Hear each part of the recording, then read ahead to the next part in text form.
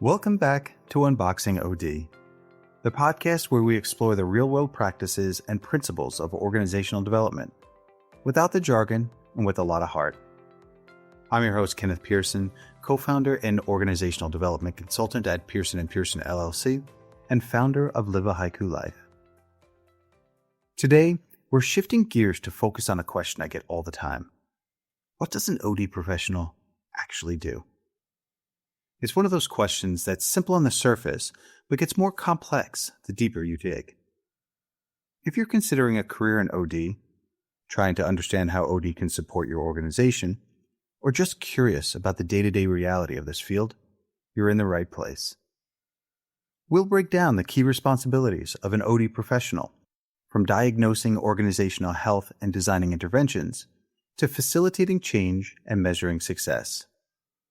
Along the way, we'll explore real-world examples to help you see what this work looks like in practice. So, grab a cup of coffee, get comfortable, and let's dive into the world of OD professionals. Let's start by clearing up a common misconception. OD isn't just about running training programs or planning team-building retreats.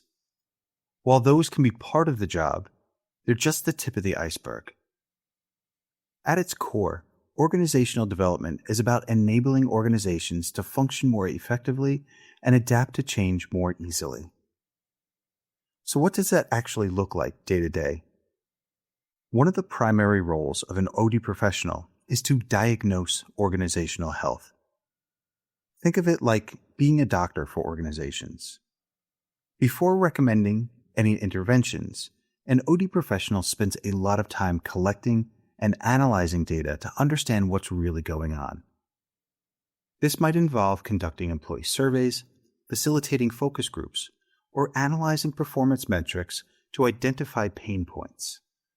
The goal is to move beyond surface-level symptoms like high turnover or low engagement to uncover root causes, whether it's a toxic culture, unclear expectations, or a lack of alignment between teams and strategy.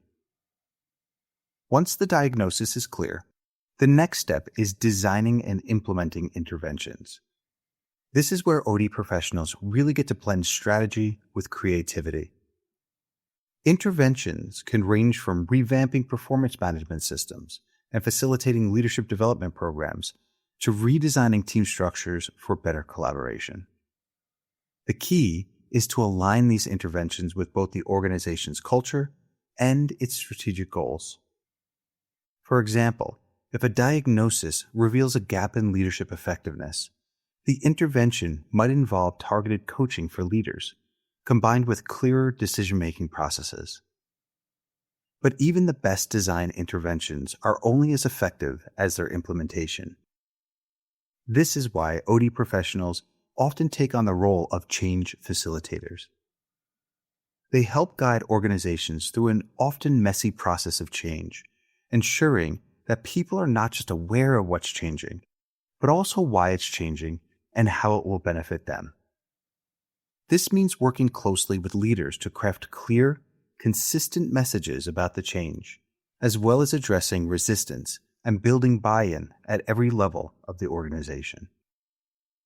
To do this work effectively, OD professionals need a diverse skill set, far beyond what most people realize. On the analytical side, they need to be comfortable with data, both quantitative and qualitative. This isn't about being a statistician, but rather knowing which data to collect, how to interpret it, and how to turn those insights into actionable strategies.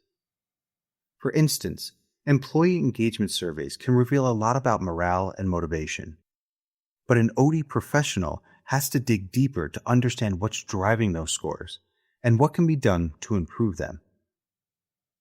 Equally important are human skills, especially facilitation and communication. OD professionals often serve as neutral third parties during tough conversations about culture, performance, and leadership. They need to create spaces where employees feel safe enough to speak openly, but also keep those conversations focused and productive. Whether it's leading a workshop on conflict resolution or facilitating a strategy session with senior leaders, the ability to listen actively, ask powerful questions, and build trust is crucial. And then there's the strategic side of OD. Unlike HR, which often focuses on maintaining existing systems and processes, OD professionals are constantly looking ahead. They work closely with leaders to align organizational culture with strategic priorities, ensuring that the way things get done matches what the organization is trying to achieve. For example, if innovation is a strategic goal, the OD professional might work to build a culture that encourages risk-taking and experimentation, perhaps by creating internal innovation labs where employees can test new ideas without fear of failure. To bring this to life, let's explore a couple of real-world examples. Take a tech company that was struggling with high turnover among its mid-level managers. Rather than rolling out a generic leadership training program, the OD professional started by diagnosing the problem through exit interviews, employee surveys, and focus groups. The data revealed that managers didn't feel empowered to make decisions and lacked clarity on how to progress in their careers. The intervention? A combination of decision-making workshops, clear career path frameworks, and a mentorship program that paired managers with senior leaders. Within a year, turnover rates dropped by 20%, and employee engagement scores saw a significant boost. Or consider a healthcare organization that was dealing with burnout and low morale among its frontline staff. The OD professional conducted listening sessions and discovered that the issue wasn't just workload, but a feeling of being disconnected from the larger organizational mission. The intervention involved creating cross-functional teams that included frontline staff in strategic planning discussions, paired with regular mission moments where employees could see how their work directly impacted patient outcomes. This not only improved morale, but also helped the organization meet its strategic goals around patient care quality. These examples highlight a key point. OD isn't about one-size-fits-all solutions. It's about diagnosing what's unique to each organization and designing interventions that align with its culture, strategy, and people. Of course, being an OD professional isn't without its challenges.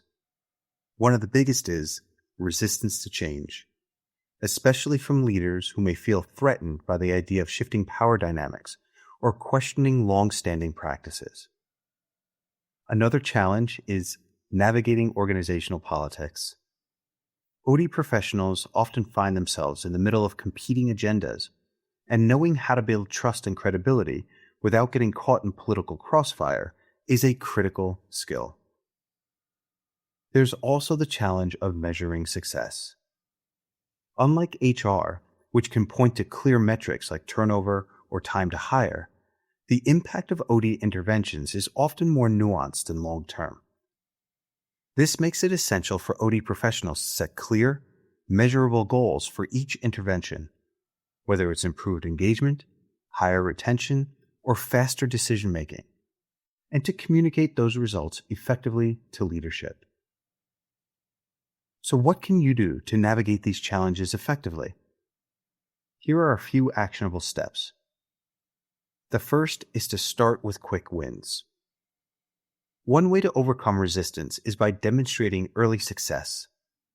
Designing interventions that yield visible, short-term results, like improved team communication or a streamlined decision-making process, can help build credibility and momentum for larger changes. The second is building strategic alliances. Navigating organizational politics becomes a lot easier when you have allies. Identify leaders who share your vision for organizational development and work to build trust with them early on. Having a few key supporters can make all the difference when it comes to gaining buy-in for your initiatives. The third, measure what matters. When it comes to demonstrating the value of OD, focus on metrics that resonate with leadership.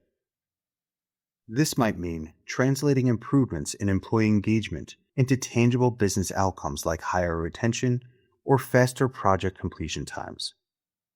The key is to bridge the gap between people-focused outcomes and business results. Finally, ask the right questions. As you reflect on your own practice, consider these questions. How well do you understand the root causes of the challenges your organization is facing? Do your interventions align with both the organization's culture and its strategic goals? Are you measuring success in a way that's meaningful to leadership? By keeping these questions in mind, you can approach the challenges of OD with a clearer sense of direction and purpose. Thank you so much for joining me for today's episode of Unboxing OD, as we explored what organizational development professionals actually do, from diagnosing organizational health and designing targeted interventions to facilitating change and measuring impact. We also covered some of the key challenges OD professionals face and a few actionable steps to navigate them more effectively. In our next episode, we'll be diving deeper into the mindset of an OD practitioner, how systems thinking, ethics, and a holistic approach shape everything we do in this field. We'll explore the balance between achieving business outcomes and fostering a healthy, thriving organizational culture. In the meantime, I'd love to hear your thoughts on today's episode. Connect with me on LinkedIn, share your insights, or reach out directly at info@pearsonpearson.llc. Again, that's info@pearsonpearson.llc. Your feedback not only helps shape this podcast, but also adds to the larger conversation about what OD is and why it matters. Thank you again for listening. Until next time, keep learning, keep growing, and take care of your organization and the people who make it work.